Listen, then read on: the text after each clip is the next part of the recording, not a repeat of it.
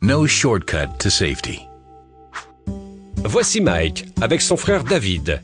Ils vont rendre visite à leur grand-mère qui habite à la campagne. Soudain, au passage d'un véhicule, une pierre est projetée dans leur pare-brise, produisant une grande fissure dans la zone de vision du pare-brise.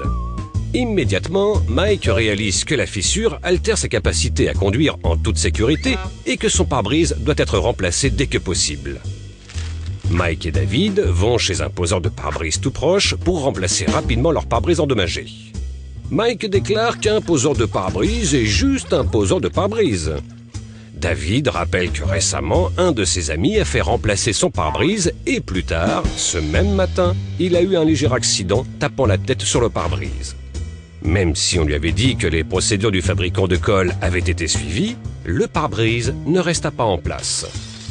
George, le poseur de pare-brise, entend leur conversation et utilise cette opportunité pour déclarer que quelque chose comme cela ne peut arriver que si des produits bas de gamme ont été utilisés, les procédures non suivies ou le véhicule rendu trop tôt. Pendant que le pare-brise de Mike est remplacé, George leur offre une tasse de café et continue à expliquer ce sujet. Il y a des normes industrielles qui définissent quand un véhicule est sûr pour reprendre la route. Comment ces normes sont obtenues et comment les crash tests varient dans le marché du vitrage automobile. Selon Ralph Nader, un défenseur des consommateurs et ancien candidat à la présidentielle américaine, les normes devraient toujours être appliquées selon la plus sévère interprétation. Sur la base de ces normes, tous les produits des fabricants d'adhésifs ont un temps d'attente recommandé après une pose de pare-brise. C'est appelé temps de libération. Les temps de libération publiés dépendent de plusieurs facteurs. Type de véhicule, conditions climatiques et si les occupants sont ceinturés ou non. Les fabricants d'adhésifs peuvent manipuler leurs recommandations de temps de libération en utilisant un véhicule moins complexe, des conditions climatiques favorables et des mannequins ceinturés. Par conséquent, un temps de libération de 30 minutes peut être obtenu facilement. Mais cela ne peut pas être sûr dans les conditions de réelle circulation. Pour expliquer davantage ce sujet, George leur montre 2 vidéos de crash test. Dans ce clip, le véhicule est accidenté 30 minutes après que le pare-brise soit collé.